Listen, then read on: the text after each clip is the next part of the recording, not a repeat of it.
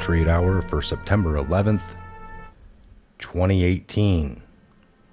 17 years to the date of the horrific tragedies that took place. All right, I'm Michael, your host. If you're new, thanks for joining in. Thanks for stopping by. All right, we're going to do a special little episode here. Some of the footage you were witnessing when we were coming in. All right, here's a cruise book from that. George Washington, 2000. Yes, this book is very tore up. That's what happens when you go through a very bitter divorce. And, well, that's another war. Post-war issues or post-military issues. Okay, so some of that footage was actual footage taken by another member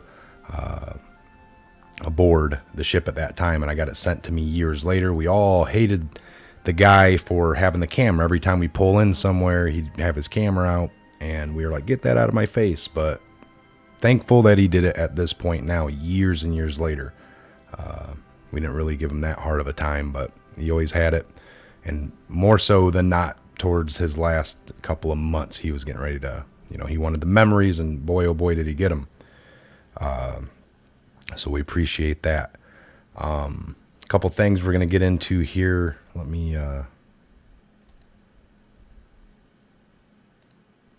get this pulled up here real quick.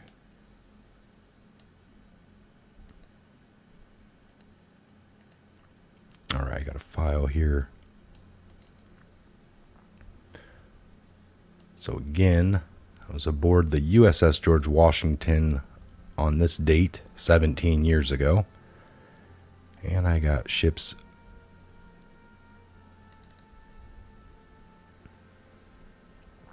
movement for that year, or the ship's log. Command history for the year 2001.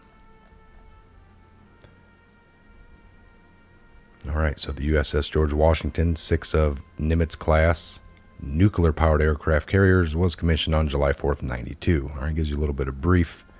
Some of the names redacted. Narrative of this story. Just wanted to jump in here for history, all right? So on September 10th, just 6 weeks after returning from the shipyard, G-Dub departed Pier 11 to conduct independent steaming operations off the coast of Virginia. The next day, George Washington would transition from post-shipyard combat systems testing to real-world presence and defense operations. The next day was September 11th. Terrorists flew 2 hijacked jetliners into the World Trade Center towers and another jetliner into the Pentagon within 3 hours after the attacks. George Washington embarked Commander 2nd Fleet and became the command ship for the East Coast Sector Commander in defense of the United States. Only an hour later, G-Dub's Air Department transitioned from a training and maintenance mode to combat flight-ready operations, as they made a ready deck and began recovering fully armed aircraft from CVW-17 and Kennedy's Air Wing CVW-7, forming an effective and successful composite air wing. While rapidly conducting day and night qualifications, G-Dub simultaneously assumed the critical command and control link picture for Operation Noble Eagle, proving its C-4I suit was operating flawlessly. Combat Systems Department provided connectivity and firepower to the command of the Northeast Air Defense Region for defense of the continental United States.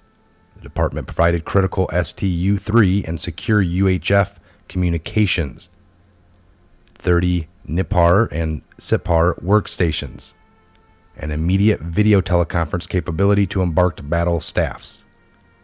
As a sign of solidarity with the people of New York, George Washington steamed north to arrive just 3 miles off Coney Island Beach at dawn on September 12th, providing a demonstration of military presence and peace of mind to the unnerved city and country.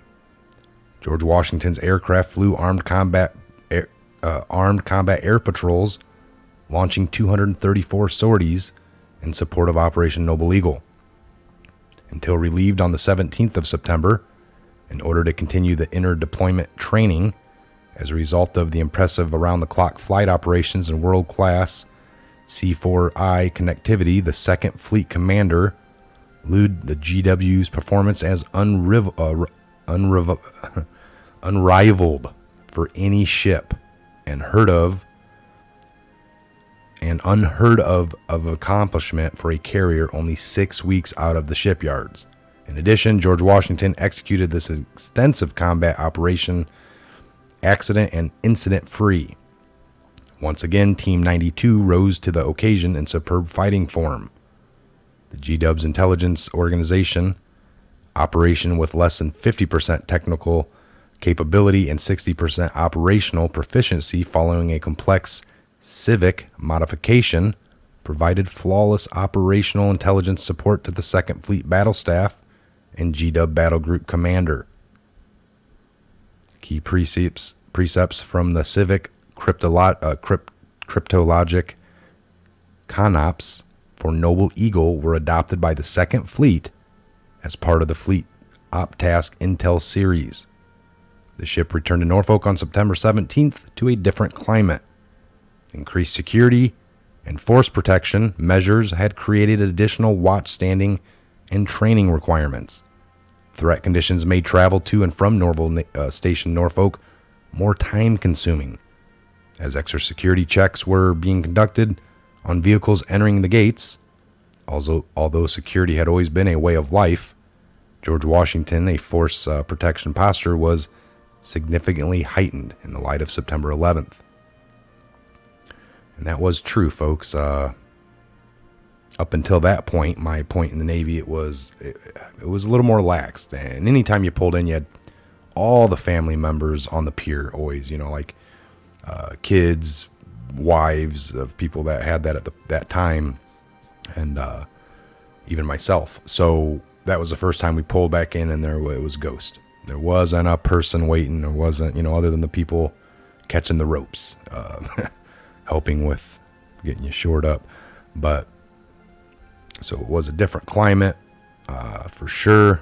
And from there on out, the rest of my 4 years, every base visited, you're just at a different level of security. It went into a mode of post 9/11.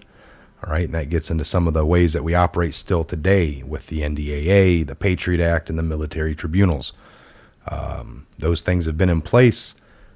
When the president finds heads of agencies to be corrupt, like we have the CIA, FBI, not the rank and file, just the very tops, you're allowed to operate in manners. You're allowed to shut these agencies down, but that would create panic. People wouldn't understand it. He'd be looked at more of a bad guy. And what is he doing? So they're doing it in the right way, exposing them one by one. That's why over 38 people have left, resigned, and been removed from power over at some of these agencies. You're operating in in wartime, which is all getting ready to end here real soon. That's why they're going around the world creating somewhat of peace. Everyone said this would be started by now, nuclear war, World War III, but it has not. It's been nothing but the opposite. All right, so that was the ship's history. I didn't read it all, folks. Maybe in another episode. Of course, I didn't want to take too much time here. This was just a kind of a personal video to show you guys some of the things we've been involved with. I've been involved with where I've been. And we're not going to highlight it too much, but just, command history, GW award submissions, welcome aboard, news clips in here. I've had these things for years.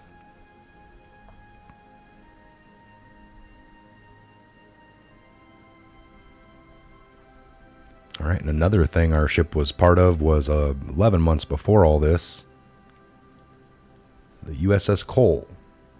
That was part of our battle group, and on our 2000 deployment in October, that happened. And We had some people from our ship go over and help and aid, or we were getting them geared up. I can't remember if it actually happened or if the exact tempo. But I just know comms went out on the ship. So, you know, people were on computers, people were making phone calls, and things just went down. We went into a dark mode until we were told what was going on, which was one of our ships in our battle group. Because when a carrier goes over to the Persian Gulf, you're going to have, you know, the supply ships and the frigates and all the other ships, the subs. It's a whole battle group of ships. All right, folks. Again, I'm Mike. This is a Patriot Hour. God bless, Godspeed each and every one of you worldwide. And look forward to the next video. Be putting out right after this one, is, of course, for any updates and anything else going on in the world. Check it out, the Patriot Hour. God bless, and we'll see you back here real soon.